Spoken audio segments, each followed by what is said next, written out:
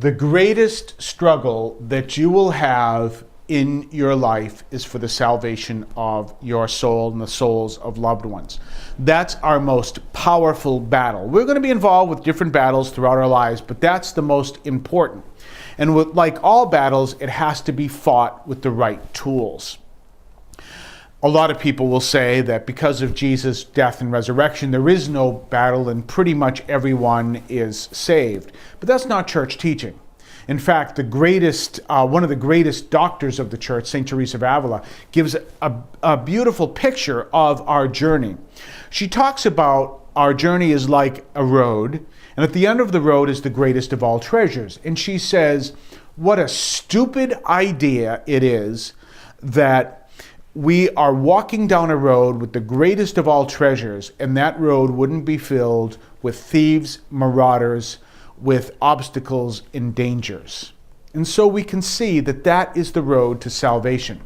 We know that Jesus gave all he could, all he can, that we can be saved. But the devil gives almost all he can for the damnation of each individual soul.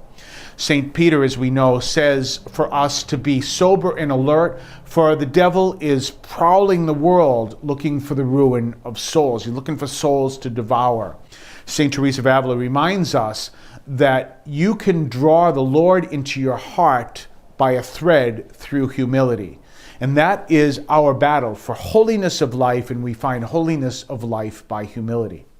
It's important to understand that because a lot of people in various sectors of the church are involved in different battles for the church, and they'll complain about unorthodox bishops, and they'll come out and say something along the lines of, everything was nice and rosy before Vatican II, but once Vatican II came, that everything just went downhill, and now we're filled with these unorthodox bishops and everything else. Well, one of the most powerful quotes, that there isn't a priest or bishop in the entire world that does not know this quote, is that the road to hell is filled with the skulls of priests and bishops, is paved with the skulls of priests and bishops. That was from St. John Chrysostom, whose last name, by the way, was not Chrysostom. Chrysostom is his description as the golden-voiced preacher. And St. John Chrysostom lived at the turn of the 4th and 5th centuries. So if quotes like that can go all the way back 1,500 years, then we're seeing that this is not a development from Vatican II. It's something that's always been an issue of the church, which is the holiness of its leaders and the holiness of its people. And really, that is part of the battle, but the battle is fought by everyone seeking holiness.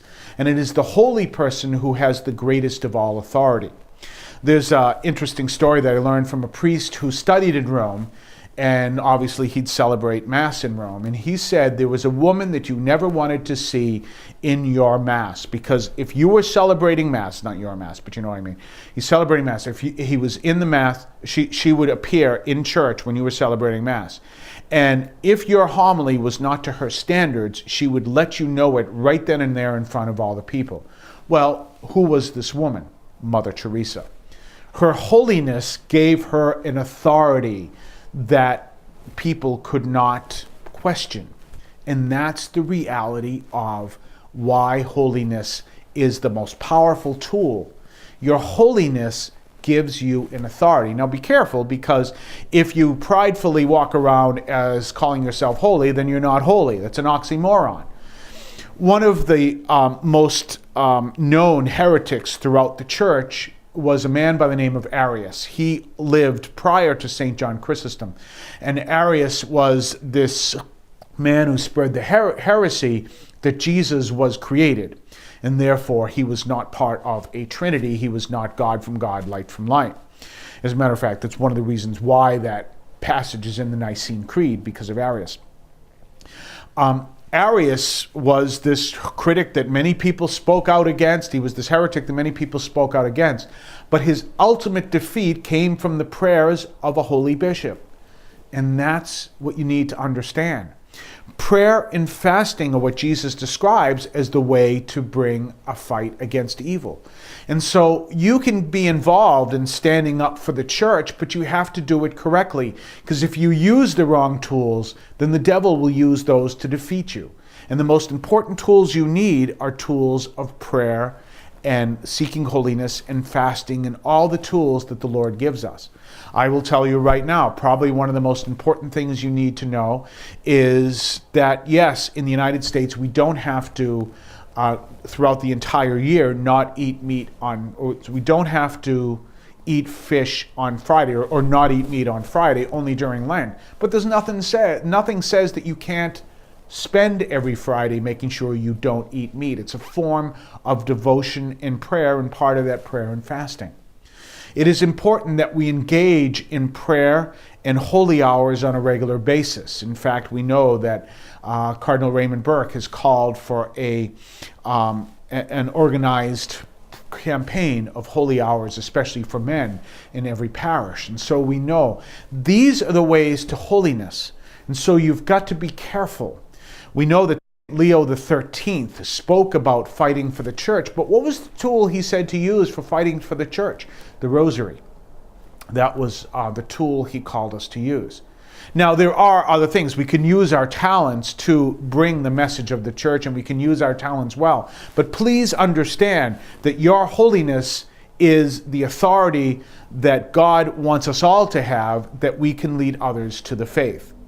So when we think of that and we look at some of the discouraging thoughts that people may have about where is the church today, please keep this in mind. It is your holiness that the Lord demands of you. And it is your holiness that is the tool to defeat evil. And your holiness is found through prayer and other forms of devotion, including fasting. And your holiness is essential. You find your holiness first through humility. And when we all grow in holiness, we have an intensely powerful church. God bless you.